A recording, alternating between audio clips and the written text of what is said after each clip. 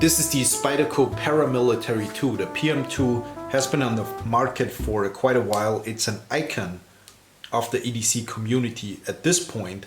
And the question remains if this knife is still good after all these years.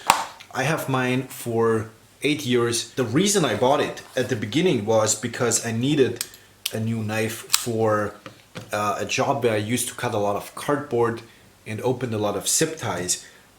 The only Spydercos I had before that, and I can't find them actually now. The only knives that I had before from Spyderco were the Delica and the Endura, which I still to this point love quite a bit. As a matter of fact, I may even like the Endura and Delica better because they suit my lifestyle at this point better. But back then I really liked the PM-2 because it was just perfect for what I was doing. The PM-2 is a really good unboxing knife. It is really nice because you get that control over the tip. You don't over penetrate the box with the flat angle here towards the tip. It's very nice to control via the thumb ramp here down the spine. It is a manageable size. It's light and easy to carry. Very manageable to carry. I currently have a deep carry clip on there because I think it works a little bit better. The curvature and the position of the clip in combination with each other is not ideal, but it still is very flat and therefore carries very well. And as a matter of fact, if you open and close your knife a lot like I did in this particular job, this knife is really good because it is really easy to open and close. The only downside to the compression lock, of course, is that ramp right here and the overall flat construction, giving you quite a number of hotspots if you really bear down in a knife. So this is not perfect in the outdoors, which is why I guess Spyderco has the stretch lineup where you get a similar size or almost identical size, I should say, with a little bit more belly here in the blade as opposed to that flat section. Now the downside is that that belly is not as great for opening boxes. If you want to cut with the tip, you have to raise your knife quite far, and that is not the case on the PM-2. So yeah, I still think the PM-2 is the better EDC, urban EDC knife because it's just easier to open and close quickly, and this is more three-dimensional, right? So this is a little bit more comfortable over longer periods of time, and I think the belly helps you quite a bit if you actually do some wood cutting. If you cut things, the belly is forced through the material right here, whereas here you can slip out of the cut a little bit more easy. So yeah, the stretch is also thinner on the blade stock, I suppose, so it is a better cutter. Obviously K390 is not stainless, but I think stability on the cutting edge is more important in an outdoorsy knife than stainlessness, of course depending on the location where you are. If there is a lot of humidity or salt in the air, that's of course an issue, but arguably stability is more important. So S30V is also not a great outdoorsy steel for that reason because it is a little bit chippy. So yeah, apart from that, I really like CPM S30V. I think it is a steel that sharpens really nicely, a lot better than most PM steels do. But it's just not the most stable steel and the toughest steel. I dropped my knife once in a closed position on concrete, and even though the blade didn't open and touch the concrete, the whole shock was enough to take off 0.5 millimeter of the tip. So I had to reprofile the tip at some point. So this is a little bit shorter than it should be, but not, you know, not a huge amount. It's just a tiny little fraction came off. So another thing is, as I'm holding the stretch here, I think the stretch will never be as iconic as the PM-2. Even though the stretch is better in most things, I think it's a more universally capable knife. I think the PM-2 just will be an icon forever and ever, and the stretch, although it is loved by most people, will probably never be as popular.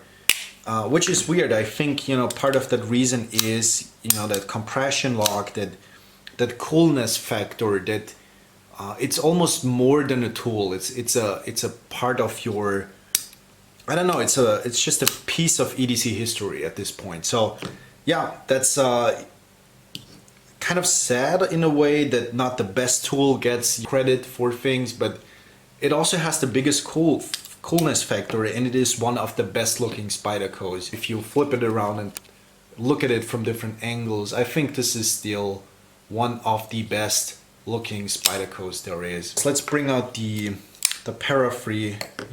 That would be the logical choice, to bring out the Parafree and the military. So we have the entire family right here. I recently did a poll on my channel and I asked you guys what you think about the PM-2.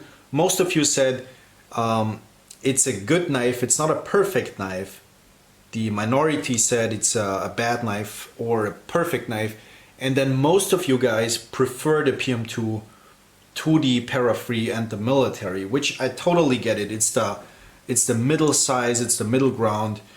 The Parafree can be a little bit small, and there's so many good small Spydercos on the market, where the Parafree I think has a difficult time. The Delica, the Sage, the Chaparral, there are so many good small Spydercos, and it's a little bit thick for a smaller knife.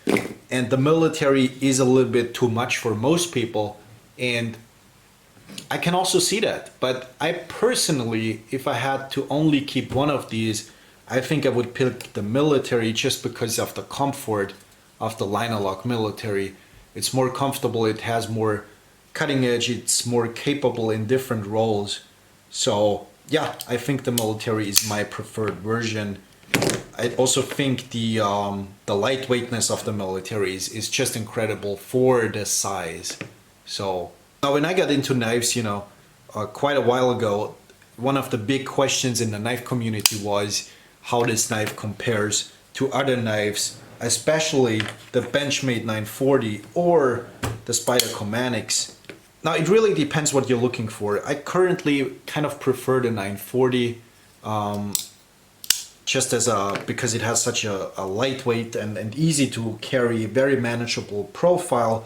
But I will also say you will sharpen through a 940 blade much quicker than you will sharpen through a PM-2 blade. But of course, at the end of the day, it comes down to preference. What kind of knife do you prefer? Same goes for the Manix. Hard to say which knife is better here. It really comes down to preference. The Manix, of course, has the advantage that it is more comfortable, but it is also wider than the PM-2. I tend to like the longer, sleeker knives a little bit better, but the Manix, of course, has that comfort and that more powerful cutting capability, I guess. So is the PM-2 overhyped? That's a very fair question to ask, I think.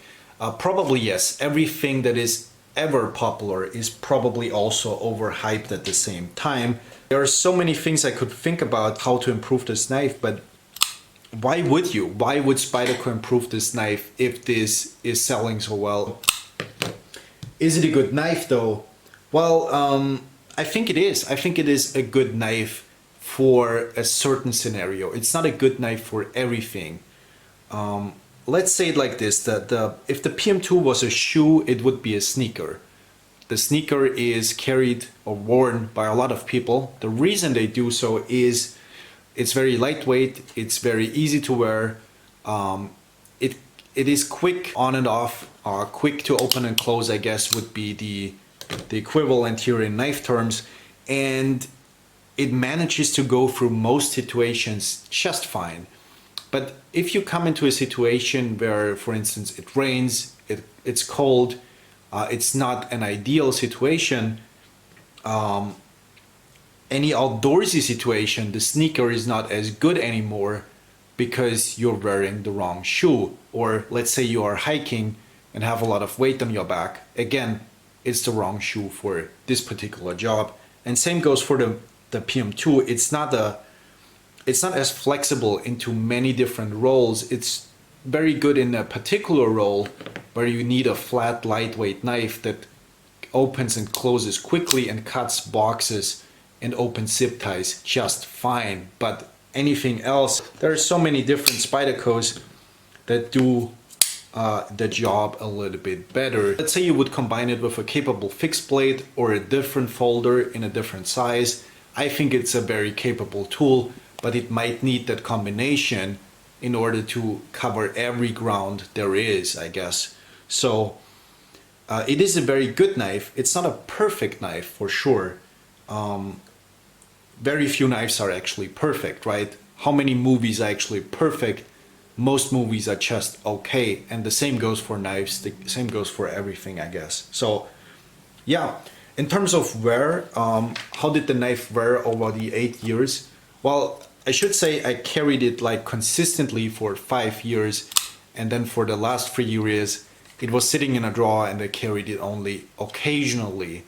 So let's say this has like 5 years of constant use on it. I also have to say I disassemble it and reassemble it quite often because I use different scales on here. The blade centering is still perfect after disassembling it quite a bit, which again you shouldn't do too often, but I did and it is just fine. The washers, they were very, very minimal to actually not even measurable. So I do have the original pocket clip on a different knife now, and as you can see it has quite a number of scratches, but it still looks pretty good in comparison to like a painted clip.